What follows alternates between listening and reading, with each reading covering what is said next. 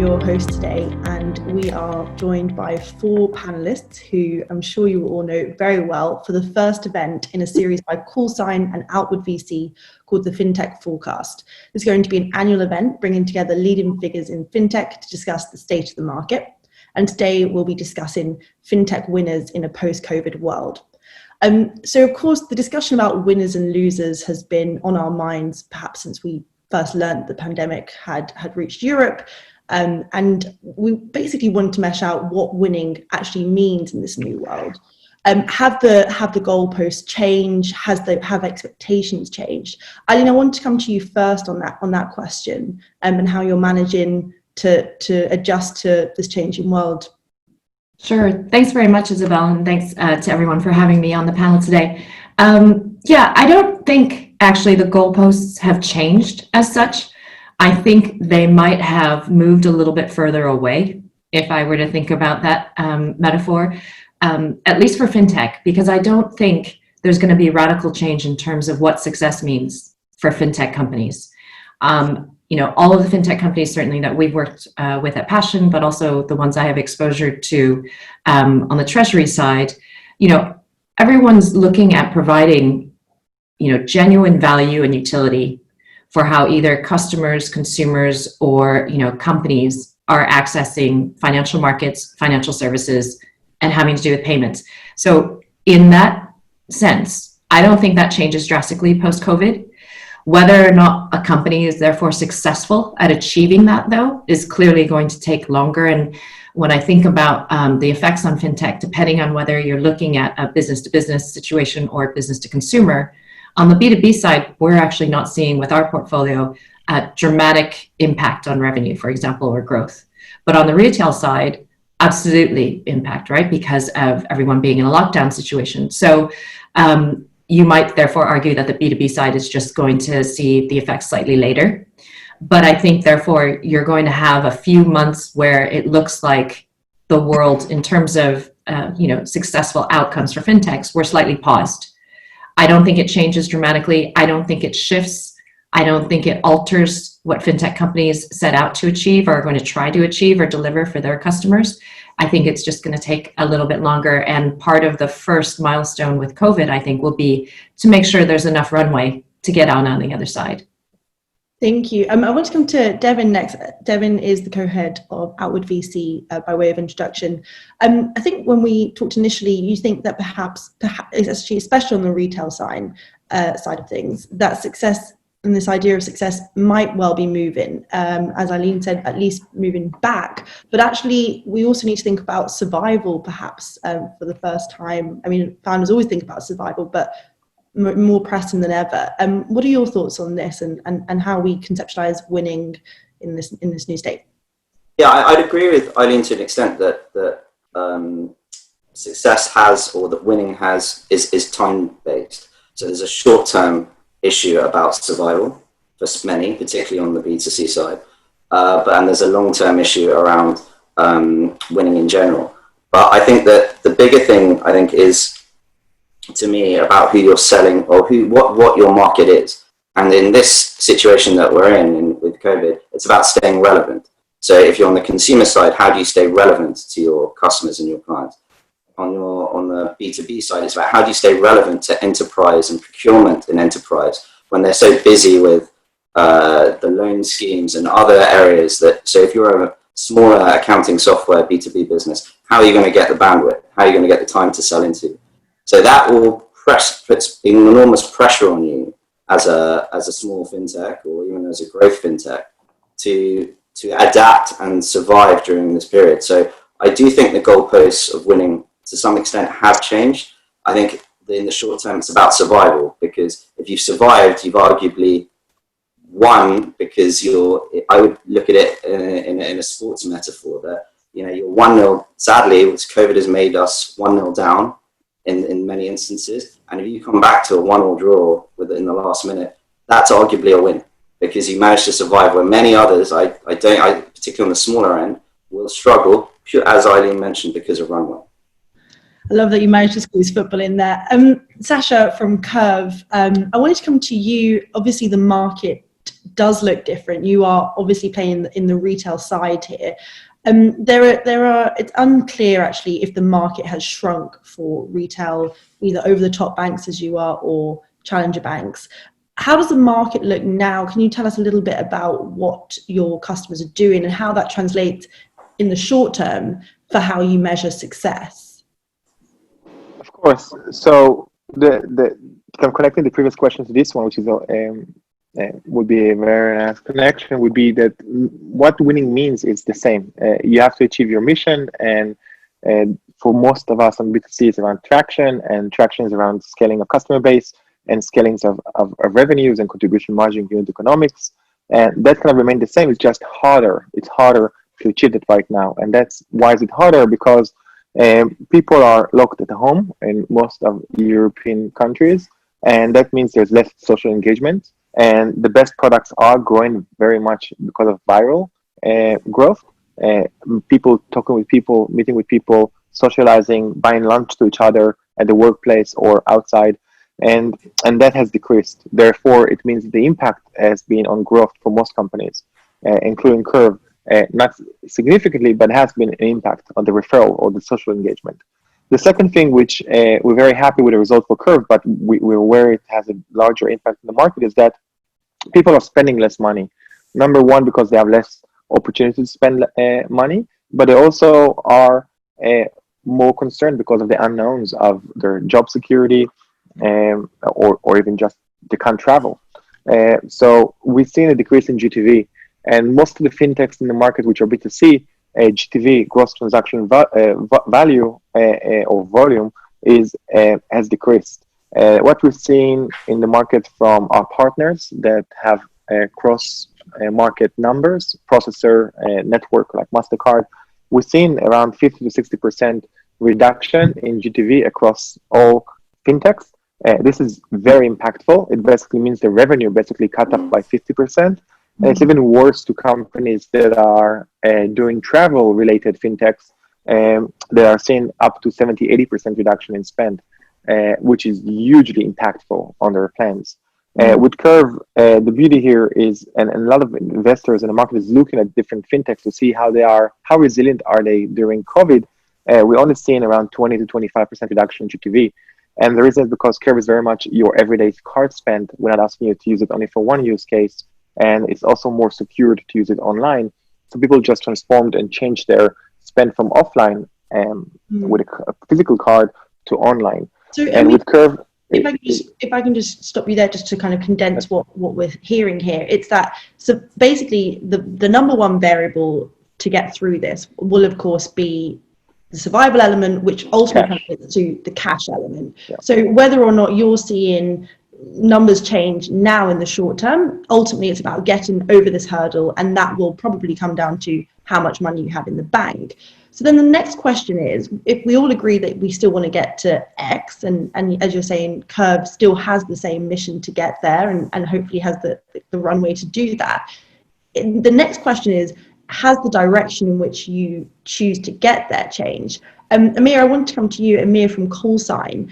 Essentially, if we want to use the metaphor, we've used football, we can use the metaphor now of cars. It's about choosing the right car, the right method to get there. You know, that you can use a race car or a city car. And then what I'm interested in is if there is now discussions about modifying the journey in which you guys have been on and the path to get to where you 2 months ago wanted to be. Yeah, look, it's a great question. I think actually all the previous panelists have set the scene perfectly as well. If anything, what I'll do is just give a bit of wrap around of why they're saying what they're saying. So Eileen spoke about as long as you're doing something essential, you're going to be fine, and have portfolio companies are in that space. I think the reason why that statement is true is we're going through a crisis, and for me, as someone who worked in a bank during the global financial crisis, and someone who was in Silicon Valley during the dot-com bust, this is probably going to be worse than both of them, and as a result, we're going to see consumers who have less spend. They're going to be focusing on essentials rather than nice to have. So, Shahaz mentioned about travel spend and that kind of thing. Even when the travel ban is lifted, I'm not sure we're going to see the same levels of travel we saw before. If you then look at it from an enterprise perspective. What that means is they're, like Shahar said, they're getting less volume of transactions, income coming in. So they're going to focus only on spending and buying from B2B, like call sign, if it's either an essential service or a revenue increasing service. So I think that's a shift we're going to see. And the losers will be people who aren't essential. Like if you have a startup doing like a luxury good, I don't think startup luxury is going to do very well in the next few years, as an example. So if I take that reasoning that the panelists kind of described incredibly well in terms of you have to be essential or revenue, and apply that to call sign, we always think about we're in the authentication space. What does the world look like at the moment? Where is the world going to move towards? And if I use the metaphor of, let's say, consumer behavior, because we're selling to banking brands or retail brands today, service consumers. Consumers are now operating in an omni-channel world. So they've got mobile, they've got desktop, laptop, they've got tablets, and they want the brand to be a retailer or bank that they interact with to recognize them and be able to naturally transport across that. The obvious one that everyone can relate to is Spotify and Netflix, right? You want your Netflix movie and you're watching on your TV to transfer it to your tablet, you want your playlist to Spotify to transfer. People are going to want to see their banks operating in the same way. And so what we're thinking about, what are the digital channels? The digital channels for us are not just mobile and web, but there's also what we call the card not present journey, which is the third digital channel, which is a bank issued card being spent virtually online, right? So in the Monzo case, Monzo has a brilliant app, and everyone will say Monzo's functionality is fantastic. If you look at, they just want business banking, that's a great web experience because business banking requires web. What they can't control as well is the card not present journey. But that is part of the overall experience that someone has when they bank with Monzo. That's why I think Shahar is making great kind of runway in the space he's got with an OTT card, is that card not present journey. So very, very long story I've set for you. In terms of how that applies to call sign, we are ensuring that the narrative that we are telling our potential partners is that we're a solutions designed for that omnichannel world. So we handle all three of those digital journeys and we let you manage them all as a single software instance, so you don't have to have lots of siloed architecture. And then the other piece of it is we're a multi-tenant SaaS. So if you want to go into new regions, if Monzo wants to launch in the US, if Curve wants to launch in the US, again, our software will handle that. So it's a multi-tenant, it's an omni-channel solution, and we believe it's an essential one. It's one that's in dire need of upgrading. So I don't think we've necessarily got a new car, if I use your kind of racing analogy. What we've done is we've ensured that what is the right car for the current climate? We believe it's like an all-terrain, an SUV type car, and we're making sure that our platform does that, and also that narrative explains that we do that as well.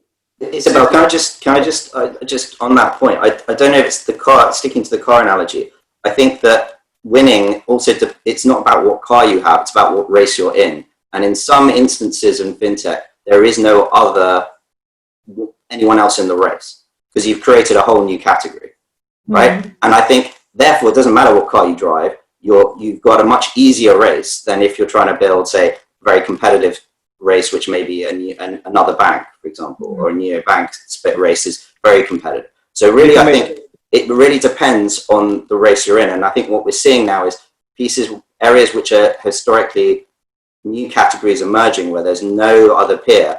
We'll see them come to prominence very quickly. And maybe picking up on this point and connecting to your initial point, direction. Startups are operating on 5 to 10 years horizons, as do their VCs. So the COVID situation where the economy is in coma is temporarily, it's painful. It feels to us a long time. It's over a year, maybe 18 months, but it's temporarily at a horizon of 10 years. So startups that emerged 4 or 5 years ago, like Curve, Revolut, Monzo, we all had a certain direction we set. Monzo wants to build a better bank. Curve wants to rebundle fintech, finance. Now, I know that many other companies today are talking about the same inevitable end game of rebundling finance into one app, one interface, Spotify for money if you'd like. But this is where I think what Devin and Amir mentioned around the car and race analogy. If you are in a Formula One race rebundling money, make sure you're coming in with a Ferrari and not a Ford. That's, I think, the analogy is. Are you talking And if you're gonna pivot, sorry.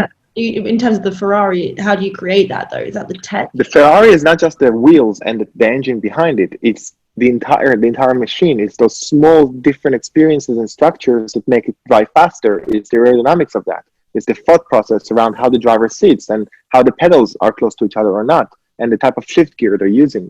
So it's not just one thing. In the fintech setting, though, does that translate to the company leadership, or is that the tech side, or is that? It's everything, but it starts with a mission. What's the mission? I'm building a car to win Formula One, or I'm building a car to have a city drive. That's the mission, and then everything else drives from that. If you start building a car for city drive, i.e. a bank, it's going to be very unlikely that this same car can go and pivot to become a Formula One car. Yeah, I want to come to Aline next on this then, because if we're talking about what's essential, if you guys have identified that being essential is essentially what will get some of these companies through this, hasn't what is essential just changed for the consumer at least? You know, let's say Monzo wanted to create a premium product around travel insurance, or indeed Curve has its premium card, most of which is geared towards travel perks, right? I mean, that doesn't exist anymore. So what method do we use now to either keep in the race, or do we just drop out of that race temporarily? Yeah, so I think it's going to depend for the company and what they were wanting to achieve in the first place. Monzo's mission has always been about making money work for everyone. And so it wasn't just, focused at specific niches or offers or things like that. It was coming from a point of view of offering the best current accounts in the UK, for example. And so to your point, if a pandemic or a downturn forces everyone to rethink priorities, that doesn't mean certainly a company like Monzo or the other ones that we've been talking about today should drop out of the race.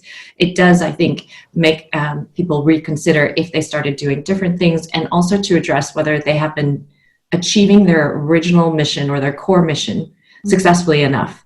And so for Monzo, it's a great opportunity, right? It's always been really minded, for example, on financial inclusion. It's always been minded about accessibility, ease of use, about making sure that people had access to their best budgeting tools and to their money in pots or however they wanted to use them and categorize them. That's more important than ever. There's a reason why actually, execs of retail banks are categorized as key workers by the government. And so that's not actually dissipating in need.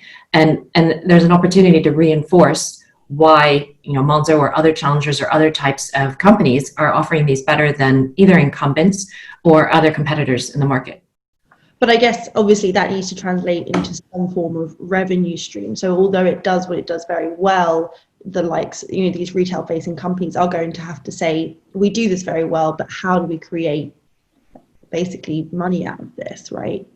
Sure, but I would argue that's not COVID specific either. It probably brings it into frame. It certainly brings it into focus when you look at, as was already previously mentioned on the Curve side, for example, if people are making fewer transactions, that probably translates to lower interchange fees, and that therefore directly translates into revenue. But revenue has always got to be a driver. And maybe when we were talking about goalposts, we were talking about runway and why revenue is important. And that's got to be to the sustainability of the business, 100%. And so, yes, all fintechs, whether they're in retail banking, whether they're in financial services, or what level of financial services, have to really go back to basics and make sure that they're operating under a business model that's got viability and sustainability. No question about it. And I think just to add to Eileen's point, I think for the well-funded fintechs, it's about remaining very, very focused. They rather now, I think there's going to be a change from going wider to going deeper. And the deeper is where you keep your engagement, we live in a world of, as we know, of instant gratification, where we expect things done exceptionally quickly. So, whether it's thinking about read-write access, which I know Curve's built into its platform, and frictionless credit and pieces like that, that's where they're going to go, rather than looking at travel, looking at other areas to bolt on into. And for the less funded fintechs, I think it's just, again, trying to stay relevant. And that's where I think, going back to the original question about funding, they come as a crunch point, because revenues is much tighter for a B2C business, right? Yeah, I guess my overall thinking was, does the way you make money now change for some of these fintechs? But I guess that will be a question that if they have the runway, I guess the answer is it's fine either way, right? They have the time to kill. I wanted to move on, which is more about how you incentivize the founders at this very difficult time to keep pushing that race car along the track. I think the psychology of leaders at this time is particularly interesting. I think Devin and Eileen, you are probably the best people here to speak about how VCs can do that and the mechanisms perhaps that you're introducing perhaps for the first time in recent years to ensure that happens. I don't know if that's a concern or something that you guys are thinking of. Maybe Devin, if I can come to you first. Yeah, I think that incentivizing founders is always important, even more so during a crisis. But I would say that leaders are forged in a crisis, and I think this is where they really come to the fore. And there's a very big difference between a manager and a leader. And I think a leader is someone who now realizes the situation, the vision hasn't changed, but we need to maybe pivot certain elements of the strategy to attain the vision. So how do you incentivize them? I think it's also where their starting point is. A founder with 20% of the equity or 25% of the equity is very different to a founder with 6 or 7% of the equity. So, but it's not just about money. It shouldn't be about money. The founders that you back it's not just about ensuring that they're at the end of the day when they've got a big bank balance. It's about actually what a lot of them are rightfully motivated by what they're building. So to ensure what we have looked at and what we are exploring with some of our is looking at performance related option schemes over the next few years, see how that they can readjusting them to ensure that if they get through the crisis that they manage to do that in a very positive manner, that they can be rewarded accordingly. And performance related option schemes new, or have they been adjusted? They've been our performance option schemes can be adjusted at any time, but they've been in place for donkey's years. It's about the question of maybe recalibrating them, because clearly the expectations of what's happened from a macro perspective are completely different to what they were 3-4 months ago. Making sure that those performance plans are attainable then. Natasha, you're a founder, you seem pretty incentivized already. But I mean, it is a realistic question to say, if I'm going to be busting my guts over the next few months and years and trying to get your team to do the same, I guess if you're approaching a fundraise, which I understand you are, these are questions that do come up. So maybe you can share your thoughts again as a founder there. So there is a huge difference if you own 25-30% of the company to 5%. Right. That's number one. And the real difference is less about, you should then not worry about whether the founder is incentivized enough. You should worry enough as a shareholder. I would worry, is the company has the right leadership and an alignment of incentive between shareholders to the leadership. Because it's more like a professional CEO becomes with the remuneration. And that's where shareholders likely to say, okay, I want to increase your equity with certain milestones. But in general, and I'm not trying to generalize anyone, I'm telling what I think about founders. I like to compare founders to rock stars. We're coming with a mission that we want to be known. We want to make a dent. We actually really want to be known, whether it's because we want to be known because we have this egocentric, I want to be known as a rock star, or I actually want to make a difference in the world. And I think if we take all the founders that here in FinTech, or any other founder like Elon Musk and anywhere else, they are very much like rock star. They want to be known, and that's a huge driver. The idea of the shares, the equity, is just really to ensure that there's alignment between the shareholders to the management of the company. And this is where you see a lot of professional CEOs get a lot of equity stake. And I think the Microsoft or Google CEOs and the equity stake they got when they joined to become CEOs in the past years is a good example of that. The equity stake is significant to ensure alignment of interest between shareholders to the management. I mean, rock stars are obviously also famously divas. Eileen, have you seen any diva-ish behaviour in the last few weeks, particularly, I guess, if you're in fundraising mode or in fundraising discussions? I mean, I say that's tongue in cheek, but I guess it is something that you might be seeing. I don't think in the last few weeks. I think if there were divas in the sector, and I don't know that there are, by the way, relative to any other sector, I don't think that's the case. But I would say, the pandemic has probably tempered anybody's kind of diva-esque traits or impulses. I mean, it's been humbling, obviously, right? Even as consumers ourselves, or people who are now all remote working and helping our families to cope and for everyone adjust. So I don't really think I've seen founders behaving like divas or in any kind of a demanding way at all. And as has already been said, I think founders, the best leaders, they absolutely embrace challenge. Mm-hmm. It's really important and part of their DNA to demonstrate or to prove that they can achieve something that maybe most people would find really difficult or hard to achieve. And so I think you'll see a lot of people rising to that challenge, and it's a really great opportunity therefore to really see who's going to emerge as the top talent in the UK or in fintech more broadly. Mm-hmm. Yeah, Isabel. Yeah, I mean, everyone said there. To describe myself in crude terms, I'm effectively a hired executive, right? And one thing I would say is when you are looking for your next role, you're not just looking at the company, you're looking at the founder. Because as Shahar has kind of alluded to, the founder is the front man or front woman of the rock band, and therefore they're setting the culture, they're setting the pace of how the company's working, not just the vision, the kind of external vision of where we want to get to, but the internal mechanics of how the company works. So it's very important that you believe in the founder and like them and want to work with them, not just even the product. And I would like to work for this company or this brand. And as someone who started their career working in companies that were run by executives as opposed to founders, you can massively notice the difference in terms of how a company, in terms of the pace, in terms of the unwillingness to settle for something, whether it's mediocrity or the wrong answer. It doesn't matter how difficult it is, a founder will generally want to solve it, while an executive is more concerned about their career and their pension and the next promotion. So I think that's something that's incredibly important from someone from the outside who isn't a VC or a founder on this panel.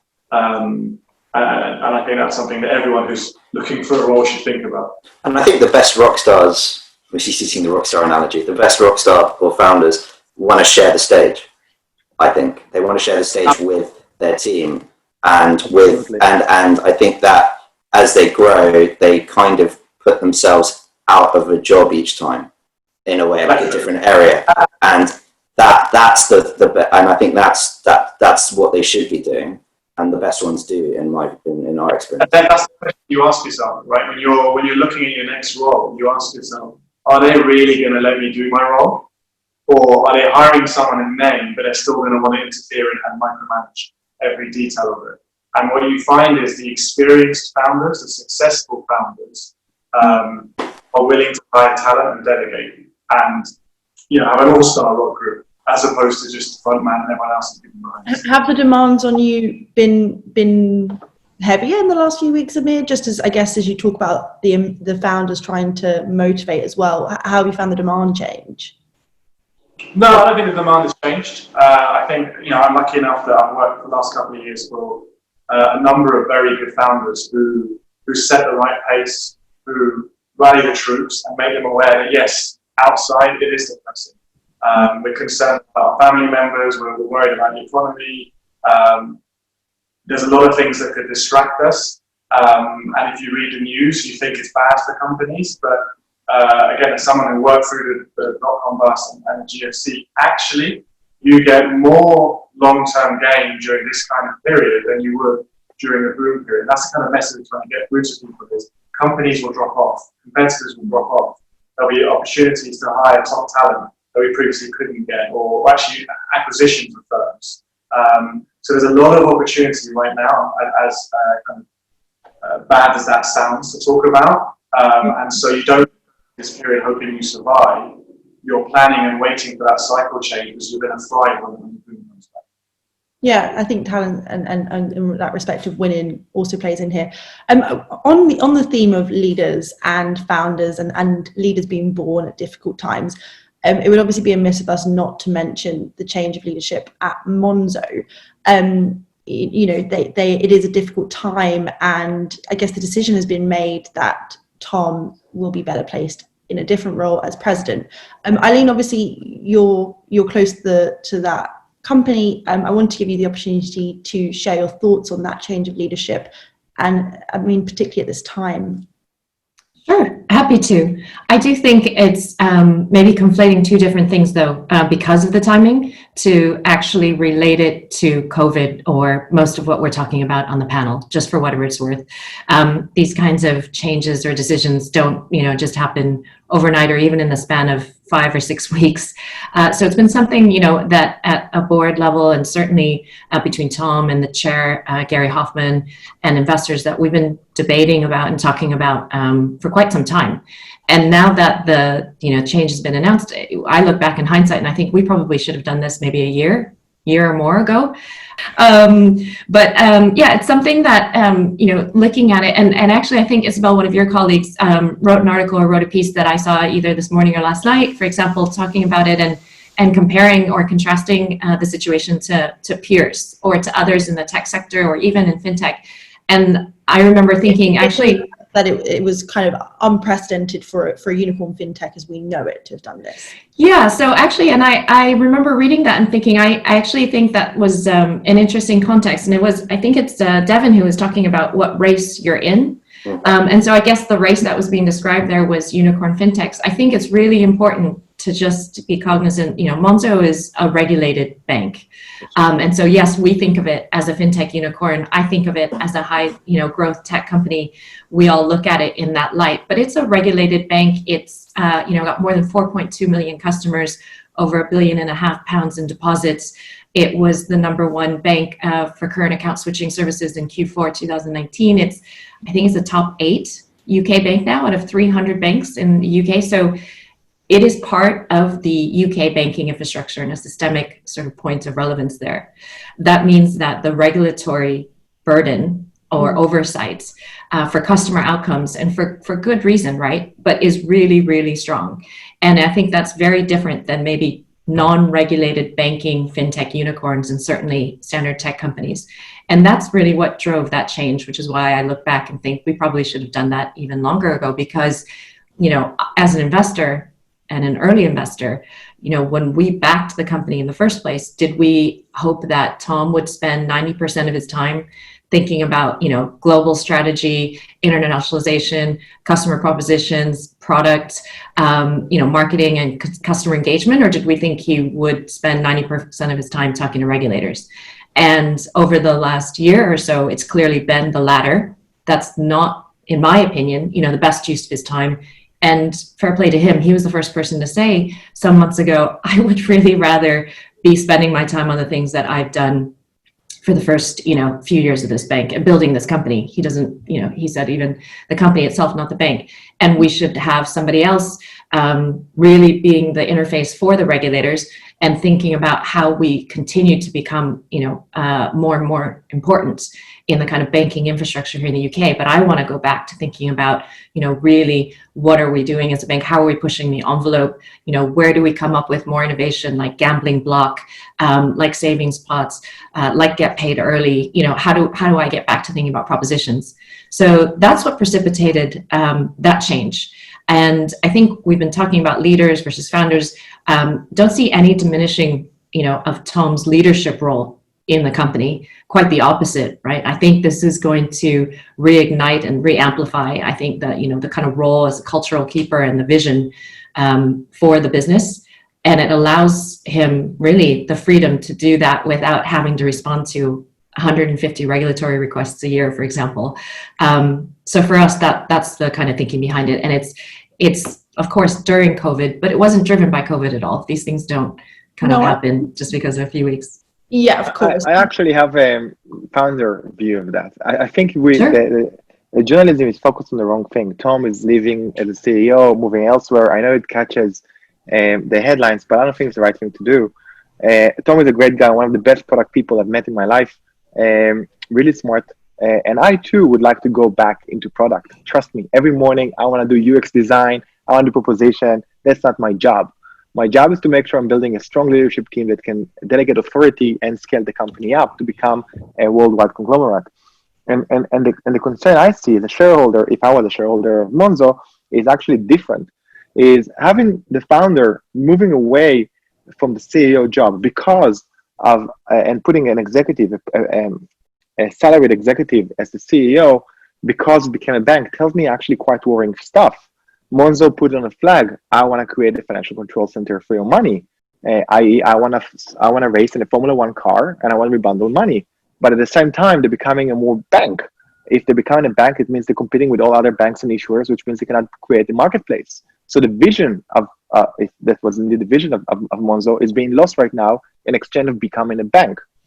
Add to that the fact that CEOs, salaried CEOs, are looking at 2 to 4 or 5 years horizons, because if they won't give you results in the next 2 years, short-term results, they might be fired. Founders, I don't give a fuck about, well, of course I do, and I'm sorry for the language, but I care less about the next 2 years. I care more about the next 7 years or 8 years, because I'm a shareholder. I'm looking at long-term value, which tells me another concern that actually Monzo will do things in the short term that will impact their strategic claimed view of financial control for your money. And also, in my view, if I go to my board and tell them, guys, I really like to do product, do me a favor, get the CEO instead of me, this is me, in my view, disappointing my shareholders, because they not only invested in Curve because they thought they'd be able to build the company to 2, 3, 4 million customers. They invested in Curve because they thought the founder can be such a leader that can delegate authority and build a scalable team that can take the organization forward, and he can evolve with the company. As much as I'm expecting my team members who joined me 3 years ago to evolve with the company as the company grows to different company needs, my shareholders and board expect from me to evolve. I'm the first person to say, if I'm unable to evolve, replace me, but there is a huge price of replacing a founder CEO with a salaried CEO that impacts the vision and strategic goals of the company. Yeah, I think it's probably a fair point. I don't want to hijack it too much by focusing too much on Tom. But just while we've got you, Eileen, I guess looking the bigger picture here, which is that obviously the founder won't be the day-to-day operational leader as we go through this crisis. Can I just clarify though? He won't be the day-to-day leader of the UK bank. That's not saying the same that he won't be the day-to-day leader of the company. Yes. So I just want to sort of establish that. And just to the points, I think actually the whole idea was to make sure we didn't lose the vision that Tom and his co-founders always had, so that it wasn't stifled with maybe all of his regulated responsibilities. So this makes sure that we don't lose sight of that vision. This is the kind of idea of the change. But I totally appreciate the point. I think that the regulatory framework doesn't help, because I think in an ideal scenario, you'd have a chief regulatory officer who would report to the regulators, and the CEO could remain doing, under the UK and European rules, the CEO has to take on the role as basically the chief regulatory officer. So when in banks, so therefore the CEO is very much forced into spending a lot of time with a regulator and less time with product. And so I think it's the construct of a bank sometimes which doesn't help and hinders the founder professional management issue. But it's the choice of the founder to build the bank in the first place. Yeah, but I mean, just to add, that's the point. When it's a fully regulated bank, where I was a COO of Oak North Bank, that's an SMF 24 role, I'm personally liable. I can face jail. I could face personal, financial liability if I make the wrong decision. That's not the right culture to work within if you want to be a visionary product founder, right? So I completely understand the move there, and I like the way that Eileen has positioned it, because if I personally was an executive at Monzo and I'd taken that role, I haven't just taken a role at Monzo, I've taken a role with Tom, and so I would want Tom to still be involved as opposed to another executive. I've decided to work at a startup. I don't want to work for an executive. I want to work for a founder. So I think that positioning is the right position. If it was an actual move out, then it would make me question my choice of company. So I think that was really interesting to hear. Being so candid on that one. Yeah, I mean, I think having to deal with regulatory issues is a particular issue that, I mean, as a regulated bank, obviously only a handful of fintechs are having to deal with. I mean, I'll make this a broader question so as not to pick on Eileen.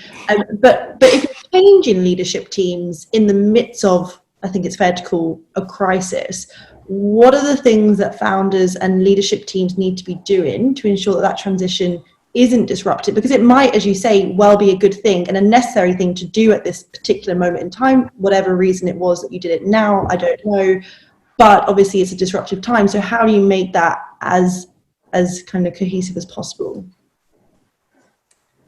I feel bad because I don't want to keep being the one to talk about, but I'm happy to give my 2 cents on that. I think that these changes are similar to what founders and executives probably have to think about maybe 1,000 times a day. So I don't know that this particular crisis would be a reason to give somebody pause.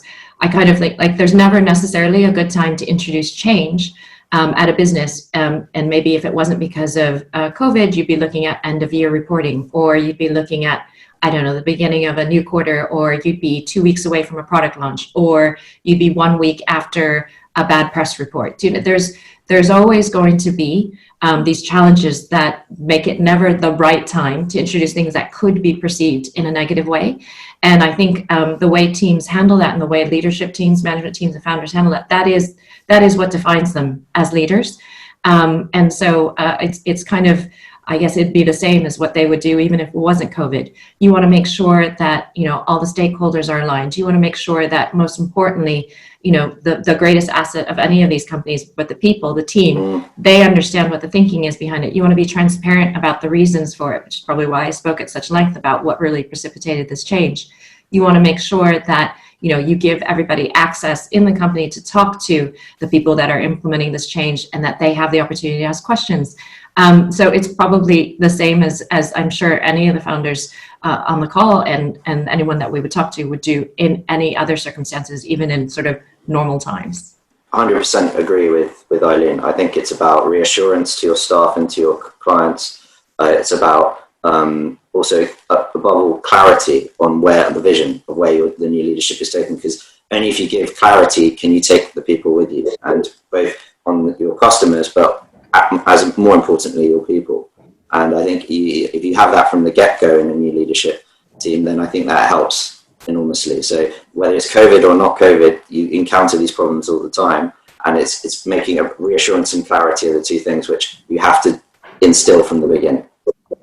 Yeah, and like just to add to that, and completely detached from Monzo, just about leadership in general, it's very rare for all of the founders or all of the executives at C to be doing the same roles at, let's say, Series C. That just doesn't happen, and it's the same with the executives that come in. You know, I've come in at Series A at CallSign, and I'm excited about the journey. I don't know if post-exit, 20 years later, I'm still going to be the right person, or even 10 years later. You just have to accept the fact that as a company goes from startup to scale up to basically an incumbent, you might not be the right person to be doing that role. You could still be there doing a different role. We just have to accept there is always going to be leadership change, and that's a natural thing. But hopefully that change is always an upgrade and an evolution, as opposed to kind of departures. Yeah, I mean, very, very last question before we close off. I think obviously strategic disagreement is always a feature of companies with various executives and various visions. In terms of providing strategic unity about how you handle COVID and how you get out of this crisis, does anyone have, perhaps Amir, you can share as an executive, reflections on how the strategic discussions are happening, and indeed, you know, how the leadership are trying to make sure that there is, at least in the immediate term, an agreement there on how you get through this? Sure. Yeah, no, happy to. So look, we're a B2B SaaS player that sells generally, primarily to regulated banks. We've also discussed kind of the scrutiny regulated banks are under. When we were right in the early days of COVID-19, we switched to having daily excos, just kind of a brief half hour. And we had quite a lively discussion on at what point do we switch to full remote working. And the concern wasn't an infrastructure one, because we're a cloud-based service. We don't have any hardware in the office. It's literally desks. So what we were discussing is how do we discuss this with our clients, who are banks, and tell them that our workforce are no longer in one building and they're going to be disparate. And in the end, we made a decision through an open discussion that, well, if anything, this proves our technology. This proves that we are a pure cloud SaaS, and they won't even notice the difference. And so we had that discussion with a number of our bank customers and kind of broached the subject and said that we want to move to full remote working before it's mandatory. And they actually said to us, right, you've convinced us, we're going to do the same thing as well. So it was right to be proactive about it. It was right to not wait for something to happen at the government level and make a company decision proactively rather than reactively. And we've continued with that since. So depending on what's happening change-wise, we have a daily morning catch-up on COVID-19. Sometimes it becomes a weekly, but we are, as an exco, constantly talking, how are the teams, anyone worried? This week is National kind of Mental Awareness, Healthcare Awareness Week. So we've been talking a lot about employees, like you've been at home for 10 weeks now, you're going a bit stir crazy. We offer the following things. We have, I think today we've got a meditation session for employees. We're just trying to constantly think about how to keep people connected, but also, to put it bluntly, sane and motivated. And as a management team, it's all about, we're not doing it in isolation, not doing it in email, we're just replicating, sitting in a room and just doing it on a Zoom every morning. Thank you. All right, I think that's all we have time for, unfortunately. Sure. Thank you so much for joining us. I don't know if Devin, you want to close off as the representative. No, well, I just wanted to say thank you for everyone for participating. I think we're living in, everyone uses the word unprecedented, but this really is an unprecedented time, and I feel that the world of fintech over the next decade will be shaped a lot by the next few weeks and months. I really do feel that that's going to be, that the next 6 months will challenge us all, and will make us, there will be winners and losers that emerge from this. But I think that the insights hopefully today will certainly be food for thought. Brilliant. Thank you guys so much. Thank Thanks you, for everyone. having us. Cheers. Thank you for having us. Goodbye. Thanks.